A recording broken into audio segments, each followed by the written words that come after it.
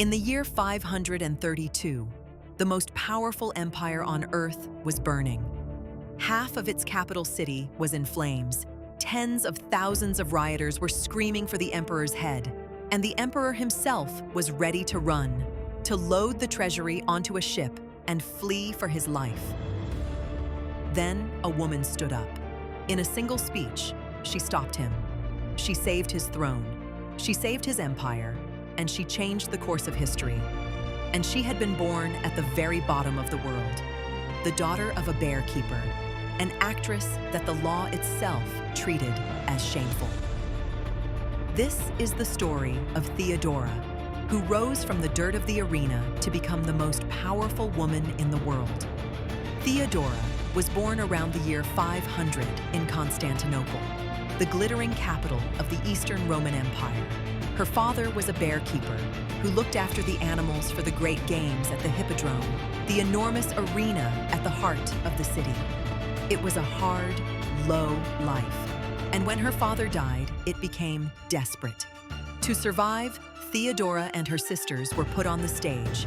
She became an actress and a performer, and in that world, that was almost the lowest thing a woman could be. Acting was considered disgraceful, tangled up with prostitution, a profession for women with no other choice. By every rule of her society, a girl like Theodora was meant to be used, discarded, and forgotten. But Theodora was extraordinarily intelligent and extraordinarily tough, and she had no intention of being forgotten. She left the stage and traveled across the empire through hard and uncertain years before finally returning to Constantinople a changed woman. She settled into a quiet life, working with wool near the palace. And there, she caught the eye of the one man who could change everything, Justinian, the heir to the imperial throne. He fell completely, helplessly in love with her. But there was a problem, and it was the same wall that had always stood in front of women like her. The law forbade a man of Justinian's rank from marrying a former actress. To the Roman elite, it was unthinkable. So Justinian did something almost unimaginable. He had the law itself rewritten. A new decree was issued, allowing a reformed actress to marry into the highest ranks of the state. He tore down the rule so he could marry her. And when Justinian became emperor, Theodora became empress. But she was no ornament beside the throne. Justinian treated her as a true partner in power. He consulted her, relied on her, and named her his partner in his decisions. The bearkeeper's daughter now sat at the very center of the empire. Which brings us back to the fire. In 532, the rival factions of the city, gangs built around the chariot races, suddenly united in fury against the emperor. It became a full uprising, known to history as the Nika revolt. For days, the mob burned Constantinople to the ground and tried to crown a new emperor in Justinian's place.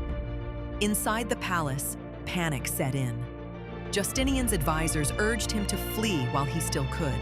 Ships were being prepared at a private harbor. The reign was hours from collapse, and the emperor was ready to abandon his throne and save his own life. And then Theodora spoke, and her words have echoed for 1,500 years. She refused to run.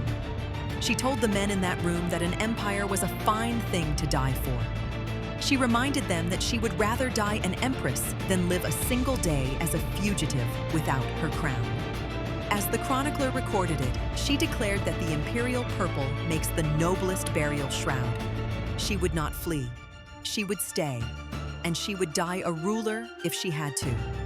Her courage shamed every man in the room. Justinian stayed. His general, Belisarius, moved against the rebels packed into the Hippodrome, and the revolt was crushed in a single, brutal day.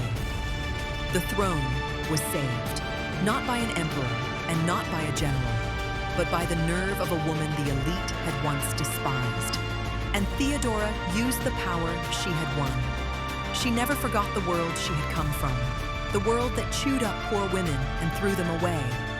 So she changed the laws. She pushed through legislation against the trafficking of young girls. She expanded the rights of women in divorce and their right to own property.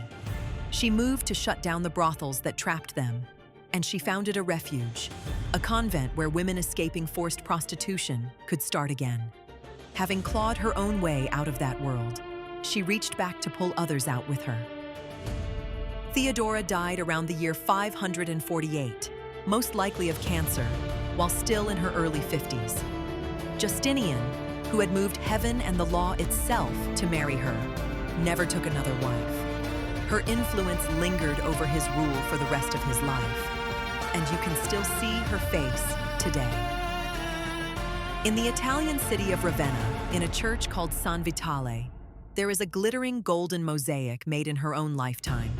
In it, Theodora stands crowned and draped in imperial purple and jewels, radiant and unbreakable, staring out across 15 centuries. A bear keeper's daughter, a stage performer the law itself called shameful. And yet, when the most powerful empire on earth stood on the very edge of ruin, it was saved by her courage and her words. History loved to remember the emperor. It almost forgot the woman who saved him. If you want more of the women that history pushed into the background, subscribe, because there are so many more still waiting to be found.